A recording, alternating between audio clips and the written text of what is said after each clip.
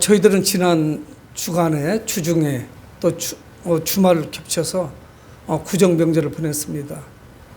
TV 뉴스를 보니 아마 3년, 4년 만에 가장 귀성 차량, 귀향 차량이 많았던 것 같아요.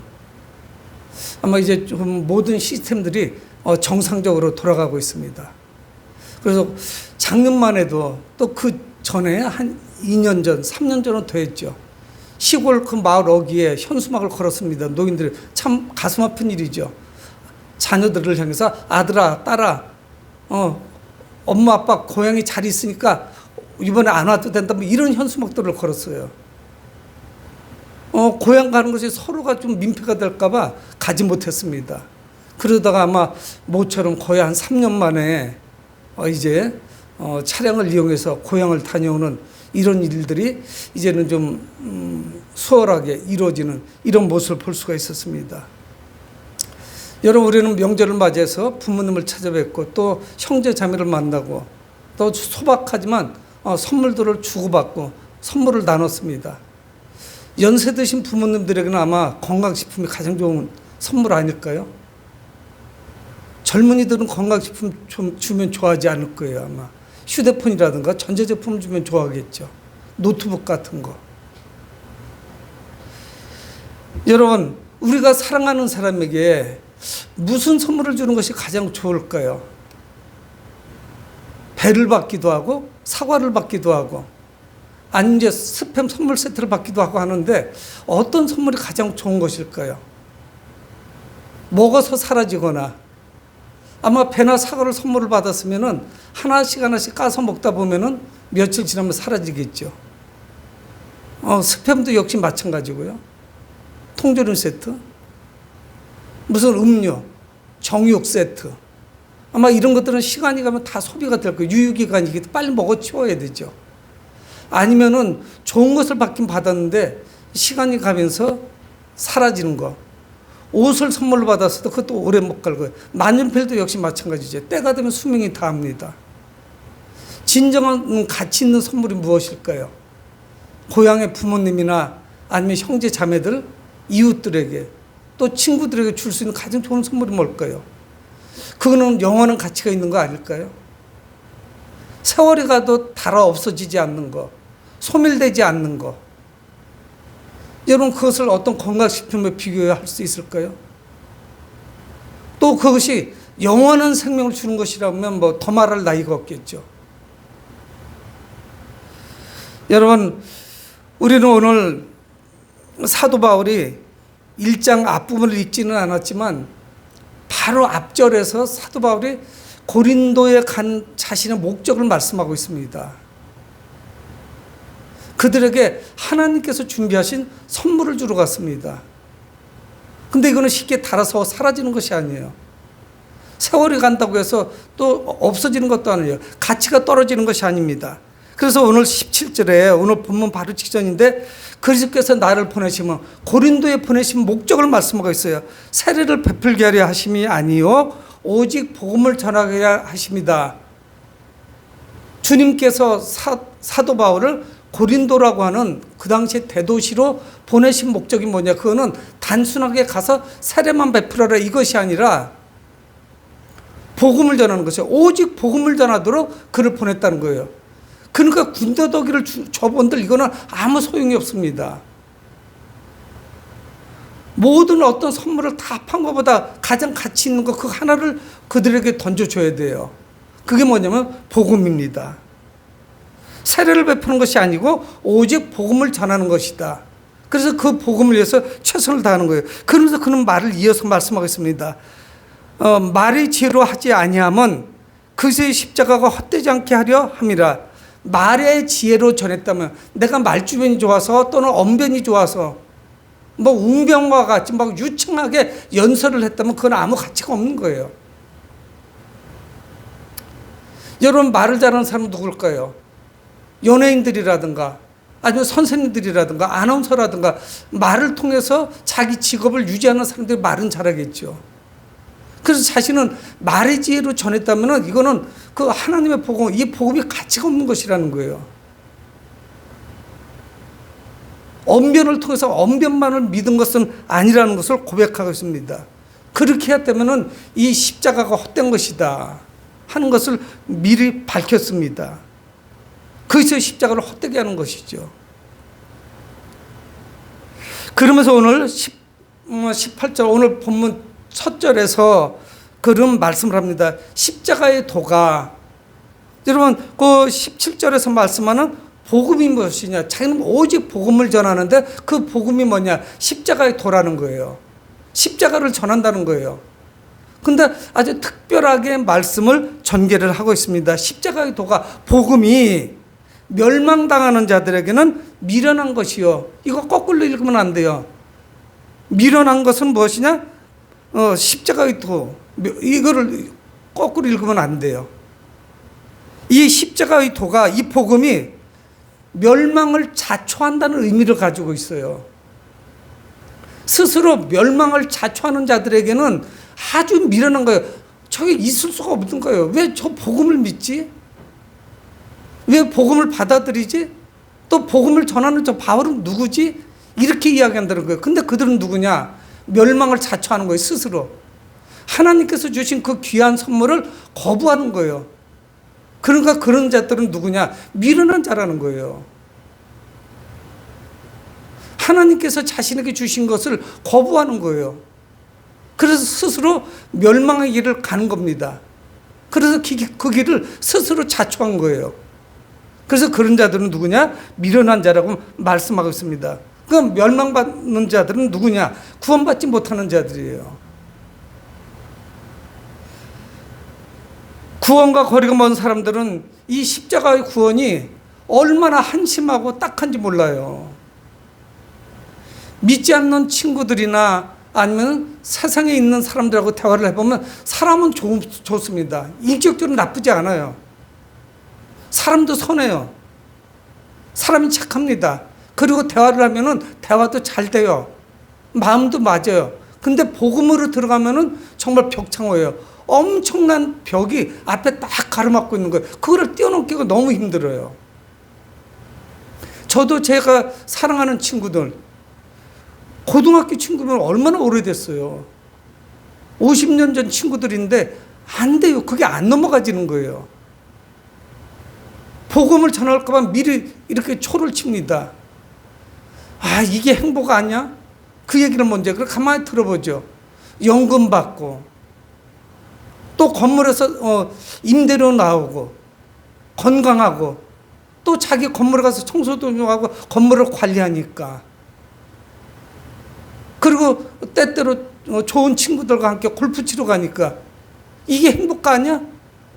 복음 전하기 전에 미리 브레이크를 밟는 거죠. 예수 믿으라고 할까 봐. 여러분, 근데 성경은 어떤 빈틈도 주지 않습니다. 그거는 다 유효기간이 지난 식품이에요. 쓸모가 없는 것들이에요. 여러분, 그건 좋은 것이 아닙니다. 그래서 이 사도 바울은 분명히 우리에게 말씀하고 있죠. 그들은 그리스도인들을 어리석은 자들이라고 생각을 해요. 그 참 한심한 거죠. 왜 예수를 믿는 거지? 저걸 예수를 복음이라고 받아들이는 저들은 참 한심하죠. 딱하기 짝이 없어요.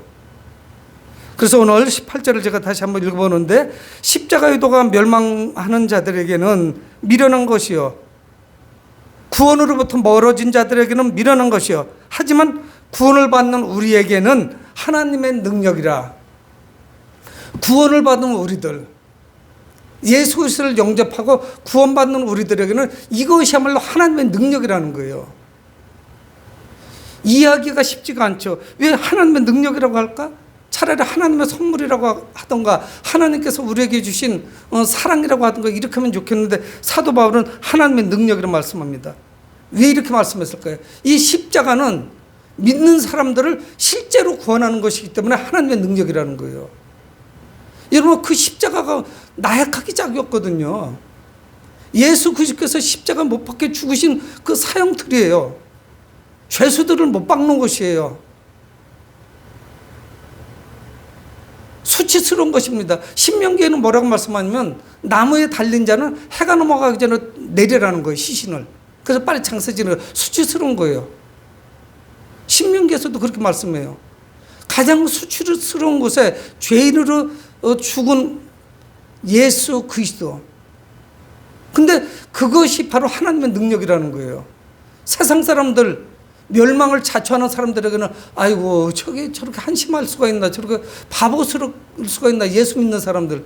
그런데 그것이 하나님의 능력이라는 거예요. 그 십자가를 통해서 우리가 구원을 받는다는 것을 말씀하고 있습니다.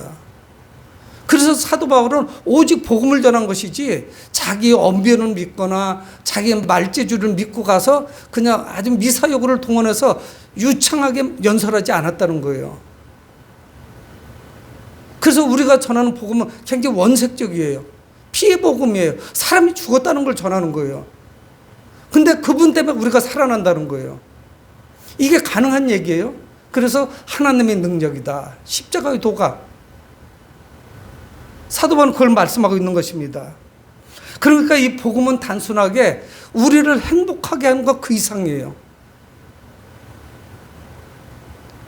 지금이야말로 현실적으로 얼마나 좀 내가 평생 처음으로 행복감을 누려. 자녀들은 다 컸고 출가했고 뭐 거리적거리는 것이 없고 평탄한 삶을 살아가고 뭘 딱히 아픈 데도 없고 그 다음에 그 행복 이상을 성경은 말씀하고 있습니다. 이것이야말로 하나님의 능력이라는 거예요. 그래서 19절에서 이 사도 바울은 이사야서를 인용하고 있습니다. 기록된 바 내가 지혜 있는 자들의 지혜를 멸하고 총명한 자들의 총명을 폐하리라 하였으니, 이사야서야 하나님 말씀해요. 사람의 지혜와 총명을 폐하신다는 거예요. 그걸 멸하신대요. 여러분, 사람들이 가지고 있는 능력이 있지 않습니까? 어떤 사람은 음악을 잘하고 어떤 사람은 그림을 잘 그려요. 선천적으로 가지고 있는 것들이 있습니다. 여러분, 우리가 노력한다고 해서 제가 가수가 되겠어요? 제가 아무리 노력을 한다고 해서 피아노 반주를 잘할 것 같지는 않아요. 제가 더 잘 알아요. 그런 탤런트 자체가 없어요. 근데 천부적으로 들으면 음감이 있는 사람들이 있더라고요. 부러워요. 여러분, 우리가 가지고 있는 모든 이 은사나 탤런트, 지혜와 총명, 이거조차도 다 하나님이 주신 거예요. 내 것이 아니에요. 내가 터득한 것이 아니라는 것이에요. 그래서 그것을 다 폐한다는 거예요. 이거는 어떠냐? 우리가 주님을 영접하고 구원받는데 가장 큰 장애물이 이거예요. 사람의 지혜와 총명. 여러분, 과학자일수록 예수 믿기 힘들어요. 여러분, 의사가 하나님의 천지창조, 이거 믿기 어려워요. 많이 배운 게 오히려 이게 장애물이 되는 거예요.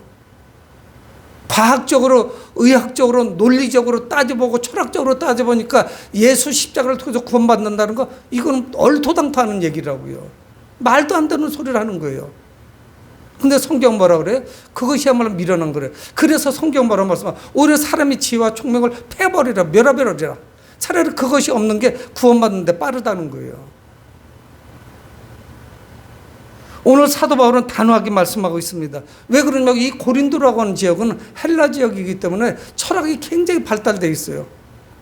제일 똑똑하고 훌륭한 사람은 누구냐? 길거리 골목마다 일은 안 해도 말을 논리적으로 잘하는 사람들. 이 사람들이 가장 훌륭해요. 철학적인 사고로 세상을 바라보는 거죠. 여러분, 그건 하나님을 오히려 대적할 뿐입니다. 이 지혜와 총명은 하나님께 나아가는데 전혀 도움을 주지 못해요. 오히려 방해가 되는 거죠. 여러분, 이 우리의 구원은 사람의 능력이 아닙니다. 하나님의 능력에 관한 것이에요.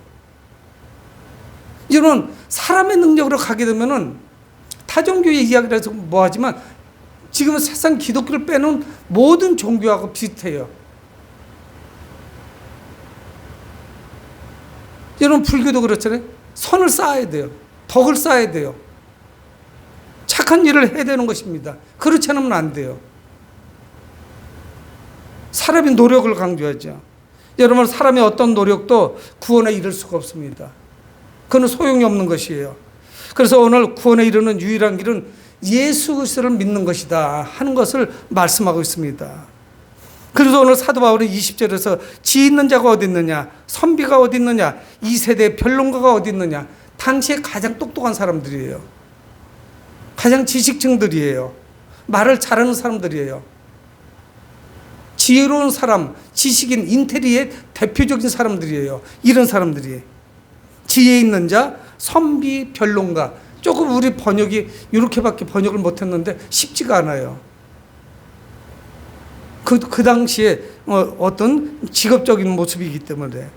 근데 사람이 지혜로 하나님을 절대로 찾을 수가 없습니다. 그래서 20절 하반절에 하나님께서 이 세상의 지혜를 미련하게 하신 것이 아니냐. 단도직입적으로 말씀하고 있어요.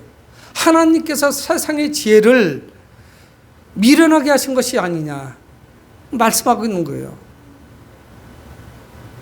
세상의 지혜를 가지고 하나님을 만날 수가 없습니다. 하나님을 찾는데 전혀 쓸모가 없어요. 근데 사람들은 다 그쪽으로 몰려갑니다. 그래서 예수님도 말씀하고 계시지 않아요? 우리에게 좁은 문, 좁은 길을 말씀하는 거예요. 넓은 길은 가는 사람이 많아요. 전부 그쪽으로 몰려가요. 우리가 가는 길은 좁은 길이에요. 좁은 문이에요. 쉽지가 않아요. 죄송한 말씀입니다만 세상 사람들과 똑같은 레벨에서 같이 놀면서 예수 믿기 불가능해요. 제일 힘든 게 뭐냐? 양다리 걸치기예요.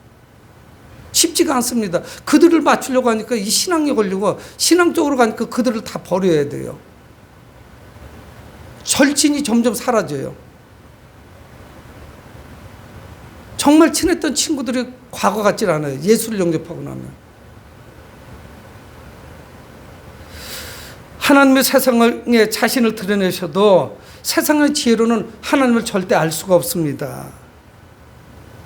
그래서 21절에 말씀합니다. 하나님의 지혜에 있어서는 이 세상이 자기 지혜로 하나님을 알지 못한다 말씀하고 있어요.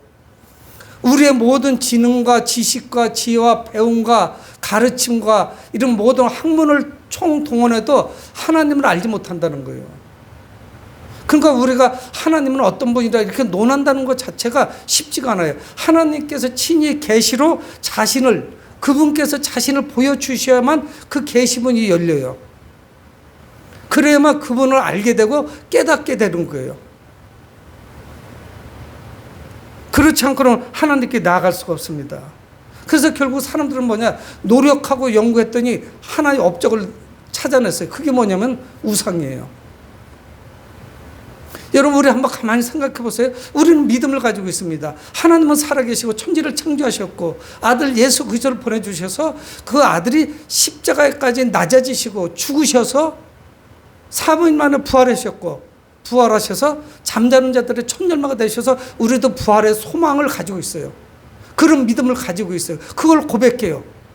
근데 믿지 않는 사람들은 어떠냐? 하나님은 절대 없다는 믿음을 가지고 있어요. 그것도 큰 믿음이에요. 아마 그들의 믿음은 우리 믿음보다 더 클지도 몰라. 어떤 때는 하나님, 신은 절대 없어.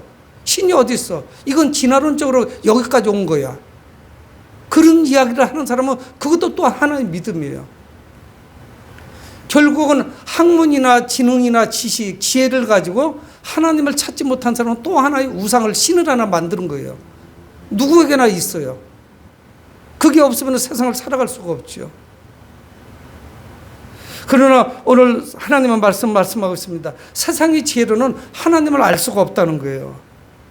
결국 하나님을 찾지 못하니까 무엇인가를 통해서 위로받으려고 우상을 만들어낸 거예요. 분명히 있어요. 도박이 됐던가 음주가 됐던가 마약이 됐던가 아니면 취미생활이 됐던가 다 자기에게 버릴 수 없는 것이 있습니다. 사랑하는 거. 절대로 이거 양보할 수 없는 것. 그것이야말로 우상이죠. 그래서 이 어리석은 사람들은 우상 숭배를 최고의 선택으로 생각을 합니다. 그래서 행복하다는 거예요. 그 우상을 옆에 끼고서. 21절 하반절에 그래서 말씀합니다. 하나님께서 전도에 미련한 것으로 믿는 자들을 구원하시기를 기뻐하셨다. 이 세상 사람들이 세상의 지혜를 통해서 기쁨을 찾고 위로를 찾고 안정을 찾고 쉼을 찾으려고 노력을 해요. 누군가가 자기가 기댈 만한 것이 없으면 불안해져요. 그래서 그것이 사라지면 땅이 꺼지는 것 같은 슬픔이 찾아옵니다. 그래서 하나님의 말씀 뭐라고 말씀하냐? 세상 사람들이 세상의 지혜를 통해서 하나님을 알 수 없으니까 어떻게 된다고? 전도를 말씀하는 거예요. 전도하지 않으면 세상 사람들은 하나님께 나올 수가 없습니다. 유일한 길이 하나 있는데 세상 사람들에게 하나님의 도, 십자가의 도, 복음을 전할 수 있는 유일한 길이 있는데 그게 뭐냐면 전도라고 말씀하고 있는 거예요. 21절에. 자, 그래서 오늘 성경 또 뭐라고 말씀하냐면 미련하다는 단어가 두 번 나와요. 두 번째 나와요. 하나님께서 전도에 미련한 것으로 믿는 자들을 구원하게 하셨다는 거예요. 참 신기하죠? 친구도 그렇고 가족들도 그렇고 또 어떤 사람들에게는 복음을 전하려고 입이 참 안 떨어져요. 뭐를 전해야 될지 쉽지가 않을 때도 있어요. 기도하고 가죠. 차 안에서 잠시 기도해요. 이 사람에게 오늘은 복음을 전하겠다. 밥만 먹지 말고 친구에게 오늘은 복음을 전하고 예수 믿도록 해야겠다. 그렇게 기도 잠깐 하고 가죠. 그런데 상황이 계속적으로 돌변하니까 몇 가지 수를 가지고 가요. 한 서너 가지. 이 친구가 이 말하면 난 이 말 해야지. 이 말하면 난 요거 할 거야. 여러 가지 이제 가상훈련을 하고 가죠. 근데 복음을 전하다 보면 저뿐만 아니라 모든 사람들이 그래요. 담대하지 못합니다. 그래서 뭔가 좀 굽히고 가서 이야기하는 것 같아요. 그래서 비맞추기에 급급해요. 여러분, 그런다고 복음이 전파되나요? 뭐 사정해가지고 교회 데리고 와야 되는 것 같지, 모셔와야 되는 것 같지. 여러분, 그렇게 해가지고 신앙이 성장이 되겠어요? 물론 그를 잘 섬기고 사랑하고 잘 해줘야 되지만은 통사정에서 선물 주고 뭔가 자꾸 기프트 해가지고 뭘 줘가지고 그게 과연 복음인가요? 그래서 오늘 성경 말씀하는 거예요. 하나님께서 전도에 미련한 것 안 될 것 같아요. 전도 가지고는 될 것 같아 보이지도 않아요. 이건 미련한 것 같아요. 계란으로 바위치기 같아요. 이게 무슨 성과가 있을까? 전도가 괜히 입만 아프고 나 가서 망신당하는 거 아니야? 이런 생각할 수 있다는 거예요. 근데 성경은 뭐라고 말씀하냐면 전도에 미련한 것으로 복음을 전한다는 거예요. 이게 유일한 길입니다. 그래서 이들을 전도에 미련한 것으로 믿는 자들을 구원하시기를 기뻐하셨도다. 전도에 미련한 것으로 전했더니 사람들이 믿고 구원을 받는 거예요. 이거밖에는 방법이 없어요. 여러분, 모태신앙이라고 해서 그냥 믿는 거 아니에요. 어머니 아버지가 아기 때부터 계속 또 교회를 데리고 나가고 복음을 전했기 때문에 그 사람이 잘 성장한 것이지 모태신앙이라고 저절로 됩니까? 모태신앙도 교회 얼마든지 안 나올 수 있죠. 여러분, 우리가 복음을 전할 때 사람들은 얼마나 우리를 무시합니까? 냉대합니까? 아니, 지금도 교회에서 사람들이 다니면서 복음을 전하나? 사입이 이단들 때문에 더 어려운 것도 있지만요. 근데 오늘 성경은 전도 외에는 아무것도 말씀하시지 않아요. 오늘 성경 우리에게 두 가지를 말씀합니다. 십자가의 도, 바로 복음을 말씀하고 있고, 그렇게 좋은 선물이라면 그거를 누군가가 전달을 해줘야 될 거 아니에요? 그게 전도예요. 그거 외에는 없어요. 근데 사람들은 자꾸 다른 방법을 찾아내려고 그래요. 없습니다. 프로그램 가지고 안 돼요. 시스템 가지고 안 돼요. 가서 예수 그리스도의 그 피, 십자가를 전해야 되는 거예요. 그렇게 안 하고 그냥 누가 예수를 믿겠어요. 그래서 전도에 미련한 것이죠. 근데 하나님은 그거를 통해서 구원을 하십니다. 우리는 얼마나 냉대받는지 몰라요. 조롱을 받고. 교회 한번 나와주는 거를 뭐 엄청난 유세하는 것 같지 않은데 그렇지 않아요. 자기에게 정말 생명을 전하는 거기 때문에 감사해야 되는 거예요. 후에 아마 그가 깨달은다면 승용차를 한 대서 그 전도한 사람에게 사줘도 아깝지 않을 거예요. 거기까지 우리가 미치지 못해서 그렇죠. 여러분, 지난 2000년 동안에 교회는 전도라고 하는 방법만을 통해서 복음을 전했어요. 그 방법은 조금씩 다르겠죠. 전도를 하지 않고 복음이 전해진 적은 없습니다. 그래서 이 교회는 복음을 전하는 일에 최선을 다해야 되는 거예요. 이거는 누구나 해야 되는 것입니다. 세상 사람들, 믿지 않는 사람들이 하나님을 만날 수 있는 유일한 길은 뭐냐? 우리가 복음을 전하는 거예요. 십자가의 도가 생명이라고 하는 선물인데 이거를 전하셔야죠. 하나님이 직접 안 하세요. 그거는 우리에게 맡기셨어요. 그게 사명이에요. 그래서 사도 바울도 고린도에 간 것이에요. 말의 지혜를 가지고 간 것이 아니에요. 세례를 베풀기 위해서 간 것이 아니에요. 오직 복음을 전하는 거예요. 십자가의 도를 전하는 것이죠. 여러분, 그래서 우리가 나가서 전하는 전도는 품위가 있어 보이지도 않아 보이고 그렇잖아요. 품격이 있어 보입니까? 또 고상해 보이지도 않아요. 가서 십자가를 전해야 되기 때문에. 하지만 우리는 나가서 복음을 전하셔야 되죠. 죽어가는 생명들. 그걸 보고 우리가 어떻게 그냥 가만히 있을 수 있겠어요. 그러나 우리가 전하지만 세상의 반응이 2000년 전도 똑같은 애 보니까 22절에 유대인은 표적을 구하고 전도를 해야 되는데 유대인들은 표적을 구하는 거예요.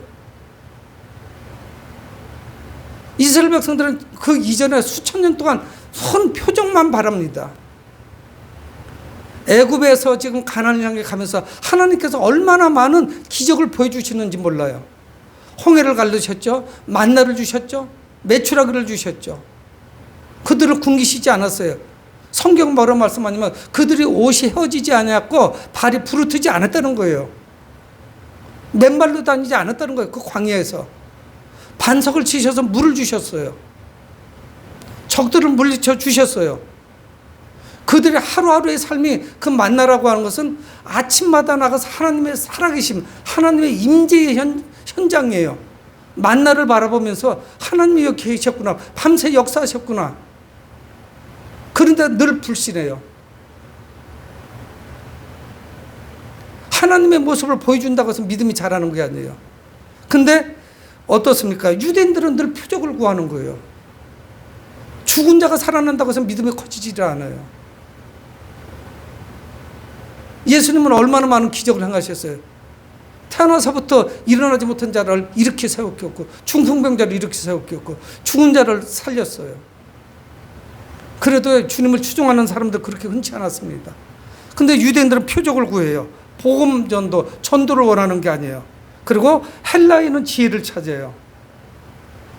헬라인들은 지혜, 철학을 숭상하는 사람들이에요. 그러니까 유대인들은 십자가 형태를 저건 믿어가지고 되겠어? 십자가가 뭐예요? 저거 수치스럽고 창피한 거지. 이렇게 나오고 있고 헬라인들은 지혜를 찾아와요. 여러분, 그들도 많은 신을 섬기고 있습니다. 헬라 사람들도. 여러분, 그런데 그 어떤 신이 인류를 구원하기 위해서 그 신이 하늘에서 땅에 내려왔대. 그리고 십자가에서 죽었대. 얼토당토하는 얘기예요. 믿을 수가 없다고요. 십자가에서 죽은 신이야? 그건 신이 아니네. 약해 터져가지고 누구를 구원한다는 거야? 앞뒤 모순을 찾아내는 거예요. 있을 수 없다고 보는 거예요. 죽었다는 것은 패배자인 거예요. 승리자가 아닌 거예요. 그러니까 죽음이 승리가 아닌 패배로 그들은 이해하는 거죠. 부활을 믿지 않는 거죠. 그래서 이 헬라인들은 오직 지혜만이 최고의 선이다 이렇게 생각합니다. 그러나 우리는 어떻습니까? 2, 3절 우리는 십자가에 못 박힌 그리스도를 전하니 유대인에게는 거리끼는 것이요 이방인에게는 미련한 것이로되 하늘에 계신 하나님만 생각하는 유대인들에게 하나님의 아들이 십자가에서 죽으셨다 하는 것은 어떻게 보이겠어요? 거리끼는 것이 가까이 하기도 싫어요. 저것도 이단이야. 거부감이 당장 오죠. 우리가 사이비 이단들을 바라보는 것 같이 그들에게 거부감이 돼요. 저거 가까이 갈 사람들 상종하지 못하겠네. 하나님의 아들이 십자가에서 죽었다고 그러네. 이런 이단이 어디 있겠어요. 그래서 유대인들에게는 십자가에 못 박힌 그리스도가 거리끼는 것이에요. 그리고 이방인들에게는 뭐예요? 미련한 것이죠. 앞에서 하셨던 말씀을 다시 말씀하는 거예요. 이방인들에게는 십자가가 미련한 짓입니다. 아니 사람을 구원할 수 있으면 얼마나 많은 방법이 있을 텐데 하나님이 왜 십자가에 죽어서까지 우리를 구원해? 그럴 이유가 있나 하는 의문점을 갖는 거죠. 미련하기 짝이 없죠. 왜 그 고통을 당하고 구원을 해? 그냥 하면 되지. 능력 있으면 그냥 살려주면 되지. 전부 천국으로 인도해주면 되는 거 아니에요? 아니면 너희들 중에 착한 일 많이 한 사람만 내가 구원해주겠다가 아예 그렇게 해서 문제를 던져주던가. 근데 우리가 지금 예수 그리스도를 믿고 있지만 이 3절 말씀같이 십자가에 못 박힌 그리스도 그분을 믿는 것이 아니고 그 사변적인 거 옆 가지를 믿는다면 우리도 믿음 생활을 잘못하는 거예요. 아 착한 일을 많이 해야 돼. 그건 믿음 안에서 우리가 그 우러나서 나오는 것이지 그 주객이 전도되면 안 되죠. 이 모든 사람들 그렇게 합니다. 아마 우리 대한민국 성도들도 역시 우리는 구약적인 바탕이 없습니다. 그래서 이렇게 흘러갈 가능성도 커요. 복음이 미련해 보일 수 있어요. 구약적인 바탕이 없죠. 하긴 뭐 지금은 신약까지 나와 있는 그런 상황이지만 신구약이 다 있죠. 구약 성경에서 계속적으로 말씀했습니다. 구약 성경을 통해서 메시아가 오실 것을 말씀하죠. 여러분 그래서 24절 계속 이어서 말씀합니다. 오직 부르심을 받은 자들에게는 유대인이나 헬라인이나 그리스도는 하나님의 능력이요 하나님의 지혜니라. 우리가 따라갈 수 없어요. 하나님의 능력이라 갖고 말씀했죠. 어떻게 하나님은 십자가를 통해서 우리를 구원하실 생각을 하셨는지. 그것이야말로 하나님의 지혜잖아요. 근데 하나님은 하셨어요. 그래서 그 십자가가 하나님의 능력이요 지혜예요. 우리가 상상하지 못한 방법을 쓰신 거예요. 우리의 죄로 말미암아 내가 죽었어야 되는데 하나님의 아들이 대신 죽으신 거예요. 속량하신 거예요. 우리 죄를 전부 값을 치르시고 죽으신 거예요. 그리고 우리 죄를 죄 없다 말씀하시는 거예요. 의로 옷 입혀 주셨어요. 더럽기가 짝이 없는데. 그래서 오늘 성경은 이것이야말로 하나님의 능력이요 하나님의 지혜라고 말씀합니다. 우리는 하나님의 능력이요 하나님의 지혜가 바로 그리스도의 십자가라는 생각을 할 때 전율을 알 수밖에 없어요. 감당할 수가 없어요. 그 감격이. 오직 부르심을 받은 자들은 하나님이 구원하기로 선택한 자들입니다. 이미 창세전에 우리는 하나님의 생명책이 기록된 자들이에요. 하나님의 기쁨의 자녀들입니다. 그래서 우리는 때가 돼서 하나님의 그 강권적인 나도 모르겠어 왜 내가 예수를 믿게 됐는지 내가 믿으려고 믿은 게 아니라 하나님의 끌어당김이 뭔가 있었어요. 절대자가. 저는 선화동 살 때인데 교회 있는데 십자가 싫어서 저쪽 길로 다녔던 사람이에요. 학교 가면서 저 법원 쪽에서 도청 있는 데까지 걸어가려면 그래서 그 교회가 제 모교회가 됐어요. 그 앞에 십자가 있고 해서 싫어 별로 안 내켜. 아마 절 표시였으면 좀 따뜻했을지 몰라요. 그 길 건너편을 주로 많이 다녔어요. 잘 생각하지 못하고 그쪽으로 지나다녔지만 하나님의 그 강권적인 인도하심이 있었어요. 그러니까 목사까지 됐죠. 성도뿐만이 아니라. 여러분 그 하나님의 능력은 사람들을 변화시킵니다.